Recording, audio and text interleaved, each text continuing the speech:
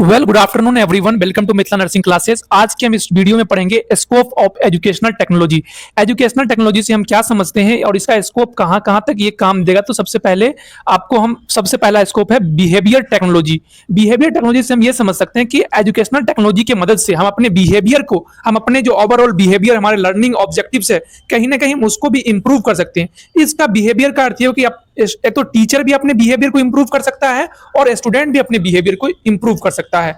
दूसरी बात आती है इंस्ट्रक्शनल टेक्नोलॉजी। इंस्ट्रक्शनल टेक्नोलॉजी से हम ये समझते हैं कि इससे जो है हम एक लर्निंग ऑब्जेक्टिव सेट कर सकते हैं और जो ऑब्जेक्टिव एक स्टूडेंट सेट करता है उससे जो है टीचर जो है उस ऑब्जेक्टिव को कहीं ना कहीं अपने नॉलेज के द्वारा जो है कहीं ना कहीं फुलफिल करता है। उस ऑब्जेक्टिव को अचीव करवाने में जो है कहीं ना कहीं एक टीचर जो है योगदान करते हैं, इंस्ट्रक्ट करता है। तो इंस्ट्रक्शनल टेक्नोलॉजी में भी कहीं ना कहीं इसका स्कोप है।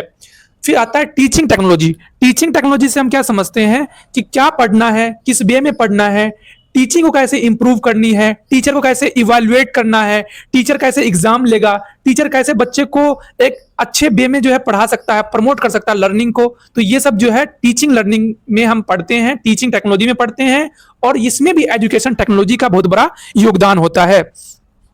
फिर हम पढ़ते हैं ट्रेनिंग साइकोलॉजी। ट्रेनिंग साइकोलॉजी से हम क्या समझते हैं, ये इंडिकेट करता है हमारे नीड को और डिवाइड होता है हमारे तीन ट्रेनिंग में ये डिवाइड होता है। इसको हम 3 ट्रेनिंग में डिवाइड करते हैं। पहला है टास्क, दूसरा है task analysis and sequence the task. इसमें जो है हम कह सकते हैं मतलब ट्रेनिंग को हम कैसे एक तरीके से क्लासिफाई कर सकते हैं। ट्रेनिंग जो हम करवाएंगे बच्चों के अंदर, ट्रेनिंग जैसे बीएससी नर्सिंग एग्जांपल आप ले लो, इसके अंदर जो हम ट्रेनिंग करवाते हैं हॉस्पिटल के अंदर, तो हम ट्रेनिंग को कैसे ऑर्गेनाइज वे में सेटअप करेंगे इसके अंदर हम पढ़ते हैं।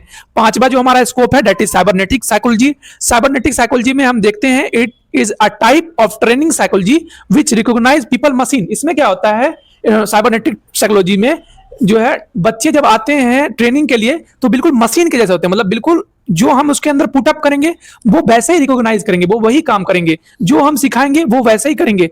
तो जो एक एजुकेशनल टेक्नोलॉजी है बच्चों के अंदर एक मैकेनिकल तौर पे जो हम कुछ भी एक लर्निंग आपको जो है डाल सकते हैं, एक प्रॉपर ऑर्गेनाइज वे में जो है हम उसे ऑर्गेनाइज कर सकते हैं, that is under the cybernetic psychology. System analysis के अंदर क्या आता है, यह एक प्रोसेस है जिसमें हम प्रॉब्लम सॉल्व करते हैं और आइडेंटिफाई करते हैं नए नए टेक्निक्स को कि कैसे हम और बेहतर तरीके से प्रॉब्लम को सॉल्व कर सके। ये सारे किसके अंदर आता है, एक सिस्टमैटिक एनालिसिस के अंदर आता है। फिर दूसरा आता है application of education technology. Application के मतलब ये होता है हम कैसे उसको अप्लाई कर सकते हैं। तो कैसे ये काम करेगा, तो ये काम करेगा improve teaching learning process. Education technology से जो है हम इंप्रूव कर सकते हैं टीचिंग लर्निंग प्रोसेस से। एक तो हम टीचिंग मेथड को इंप्रूव करेंगे, दूसरा जो लर्निंग जो है स्टूडेंट जो लर्न करने उसके भी वे को जो हम इंप्रूव कर सकते हैं, उसके रिलेशनशिप को, टीचिंग लर्निंग रिलेशनशिप को भी जो हम मैक्सिमाइज कर सकते हैं। इसका पहला जो है एजुकेशनल टेक्नोलॉजी का ये पहला एप्लीकेशन था। अगर हम बात करें दूसरे एप्लीकेशन के तो ये इसमें है फुलफिल रिक्वायरमेंट्स। जो हमारे रिक्वायरमेंट्स है, जैसे कि हम इलेक्ट्रॉनिक में मशीन से जो है हम कहीं ना कहीं एजुकेशन ले सकते हैं और ये एजुकेशन जो है हमारे कहीं ना कहीं फुलफिल रिक्वायरमेंट को भी जो है फुलफिल कर सकता है। फिर उसके बाद जो है proper use of teaching AV aids. इसमें क्या देख सकते हैं हम, जो proper use of teaching AV aids का जो है एजुकेशनल टेक्नोलॉजी की जरूरत से जो है हम जो है अपने टीचिंग मेथड को भी कहीं ना कहीं इंप्रूव कर सकते हैं। एबी एड्स का भी जो है प्रॉपर यूज होगा इसमें एजुकेशनल टेक्नोलॉजी के अंदर। फिर है enrich distance and correspondence education. ये क्या है, एजुकेशनल टेक्नोलॉजी जो है हमें डिस्टेंस एजुकेशन को भी हमारे कहीं ना कहीं इनहेंस करता है।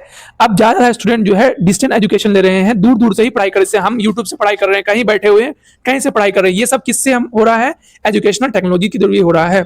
तीसरा ट्रेनिंग में भी हेल्प करेगा। एजुकेशनल टेक्नोलॉजी की हेल्प से जो है हम अच्छे एबी हेड्स को हम क्या कर सकते हैं, रिप्रेजेंट कर सकते हैं, प्रोजेक्टर का यूज कर सकते हैं, कई सिमुलेशन का इस्तेमाल कर सकते हैं, जिससे कि हमारा ट्रेनिंग भी क्या है कहीं ना कहीं हेल्पफुल हो जाएगा, कहीं ना कहीं ट्रेनिंग भी जो है आपका प्रोडक्टिव हो जाएगा। इनोवेशन, एजुकेशनल टेक्नोलॉजी की मदद से हम इनोवेट कर सकते हैं, नई नई चीज का इनोवेशन कर सकते हैं, रिसर्च कर सकते हैं।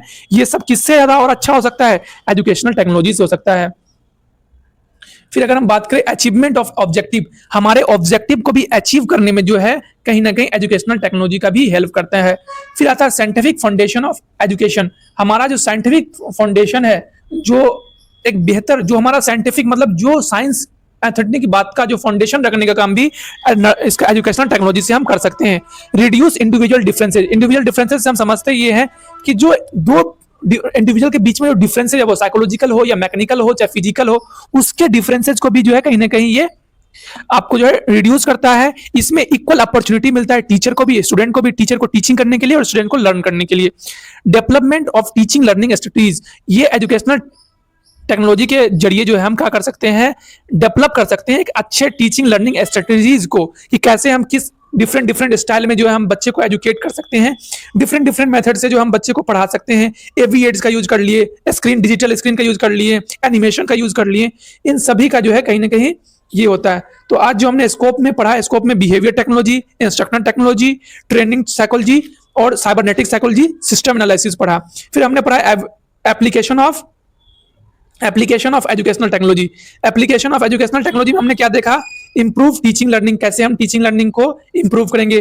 फुलफिल रिक्वायरमेंट्स फुलफिल करने में भी एजुकेशनल टेक्नोलॉजी में मदद लेंगे। प्रॉपर यूज ऑफ एबीएड्स का प्रॉपर यूज होता है इसमें।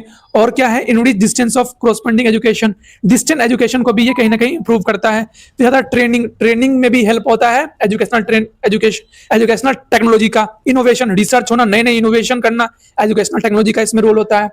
Achievement of objective, scientific education, reduce individual differences, development of teaching living strategy. तो ये सारे क्या थे, आपको जो है एप्लीकेशन थे। उसके बाद जो हम अब पढ़ेंगे, आगे पढ़ेंगे दूसरे नेक्स्ट वीडियो में, approaches of educational technology. I hope आपको वीडियो समझ में आया होगा। अगर वीडियो समझ में आया तो वीडियो को लाइक करिए, सब्सक्राइब करिए। Thank you.